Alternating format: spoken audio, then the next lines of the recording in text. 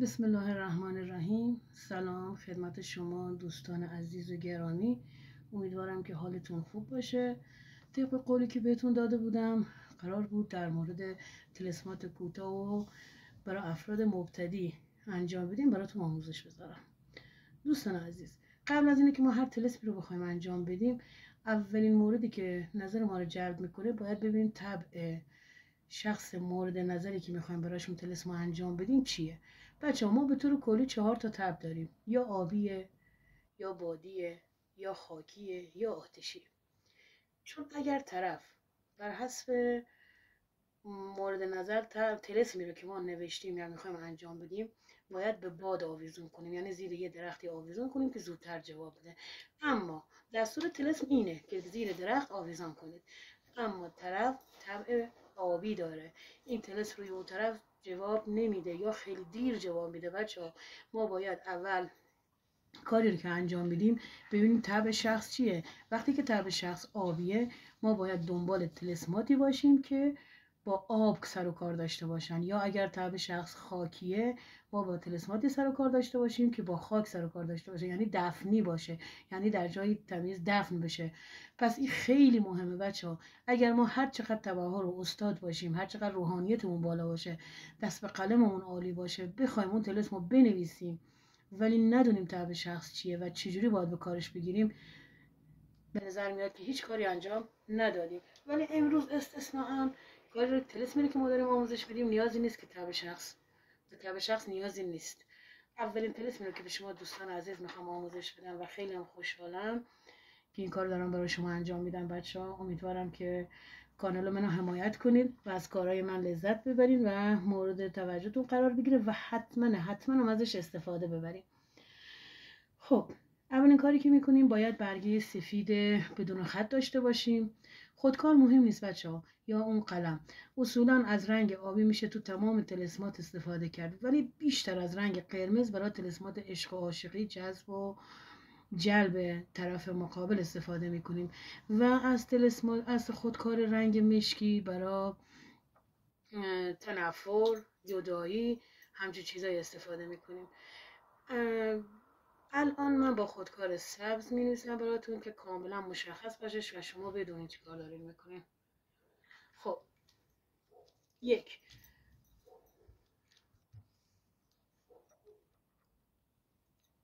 برگه سفید بدون خط،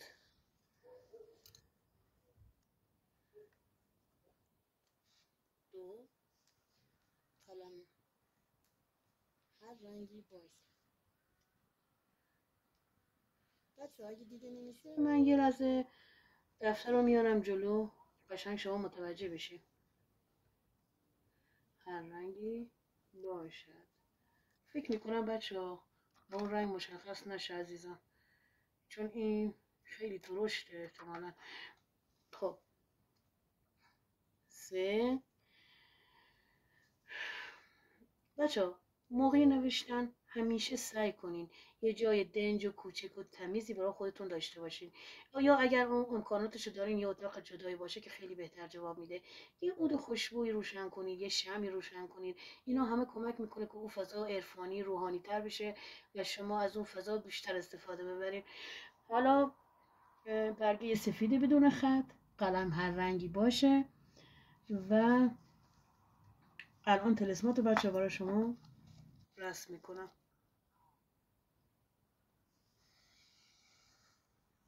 سعی کنین یه خط صاف بکشین. این خیلی مهمه که اعدادی رو که ما می‌نویسیم بالای خط قرار میگیرن یا پایین خط. دقیق بچه ها نگاه کنیم طبق همون کاری رو که من انجام میدم انجام بدید. 4 4 4 یک هی دو چشم بالای خط، یه هی زیر خط، دنباله یه هی دو چشم بعدی زیر خط قرار میگیره بچه ها. یه 3 که ادامهش به زیر خط میرسه و 2 تا هی دیگه که ادامهش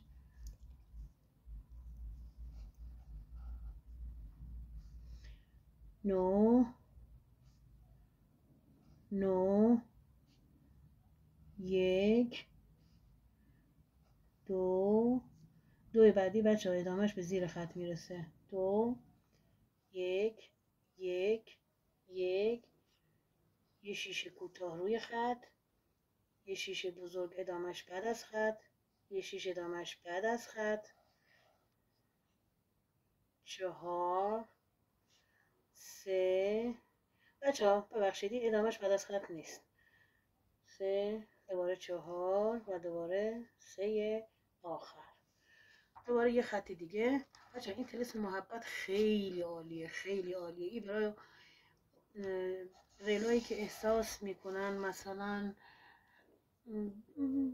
بچه های جدید، نمیدونم شما چی بهش میگی. ما قبلا میگفتیم کسی که معشوقش یا دوستش کم محبت شده، نسبت بهش محبتش کم شده، حالا میخوایم نظرش رو جلب کنیم، محبتش رو بیشتر کنیم، این طلسم رو انجام میدیم. یک، دو، یه هی کوتاه بالای خط، 5 تا هی دنباله دار بچه ها، مثل هی قبلی. بچه ها من با ماژیک دارم انجام میدم به خاطر که شما بهتر ببینین. این هی ها هر چی که داخلشون باز باشه بهتره، یعنی دقیقا باید باز باشه بچه ها، نباشه بسته، بسته نباشه عزیزان. یک، دو، سه، چهار و اینم پنجمی. یک، یک، یک، دو، ته دسته دار. حالا اگه بشه احتمالاً سریع بعد بچه من رو تابلو میکشم که اونم بهتر از این باشه که رو برگه. ته دسته دار، یک، یک، ته دسته دار.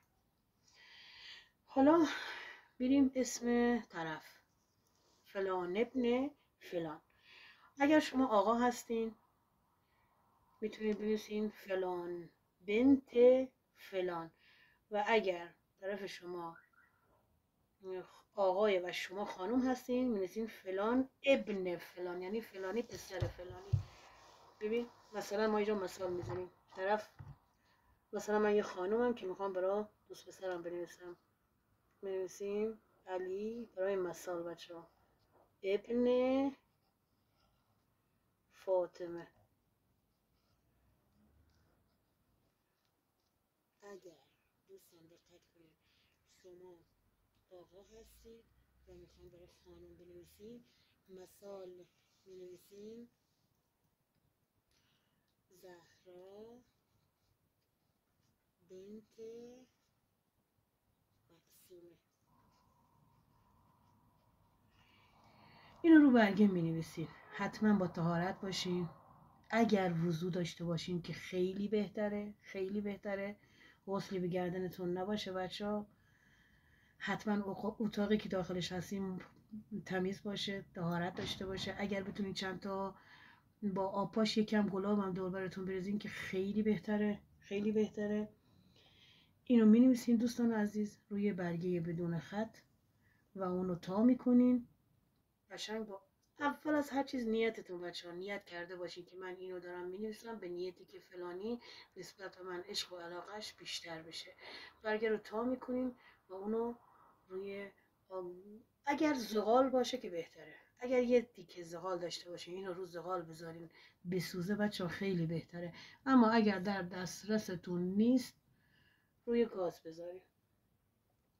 بچه‌ها امروز اولین کلیپ من بوده، میخوام یه هدیه دیگه بهتون بدم، اشکال نداره. یه دعایی هست بچه‌ها، اگر اونو کف دستتون بنویسین و طرف مقابل وقتی روبروتونه اونو دستتون رو مچ کنین، روبروش بریزین، روبروش بشینین، هر چی که تو ذهنتون و تو قلبتونه نسبت به طرف براش باز میشه، علاقش به شما 100 برابر میشه. باور کنید بچه‌ها اینا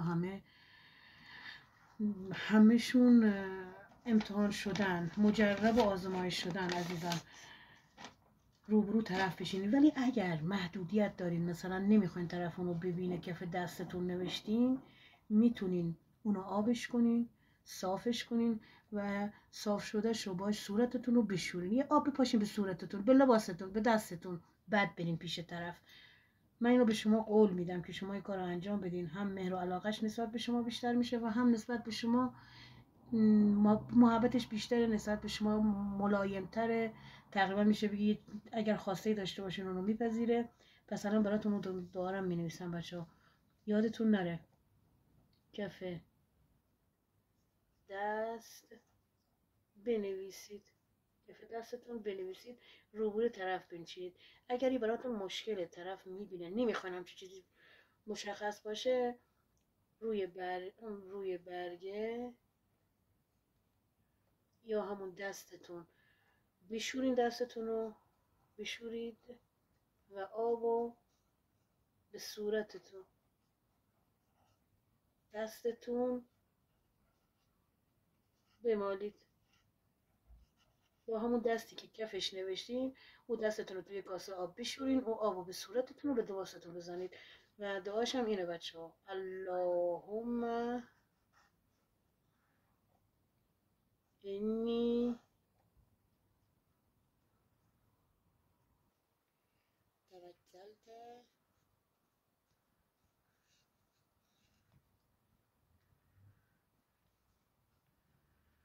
یا رحمان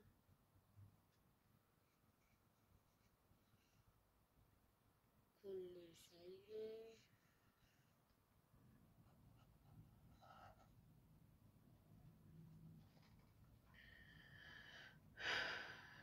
و راحمت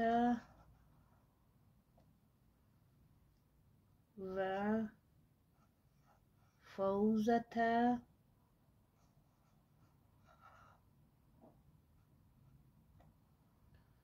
امری الیک. دوستان عزیز، این دعایی که میتونید کف دستتون بنویسین و پیش معشوقتون، دوستتون، شوهرتون، عزیزتون، هر کسی که دوستش دارین، فرق نمیکنه، حتی دوست دخترتون یا دوست پسرتون، جنسیت مهم نیست، و بریم پیشش و ببینید چقدر روش تاثیر میذاره. و اگه میخوایم مشخص نباشه، برای بار چندم میگم، دستتون رو توی کاسه بشورید و اون آبو به لباس یا صورتتون و دستتون بپاشین.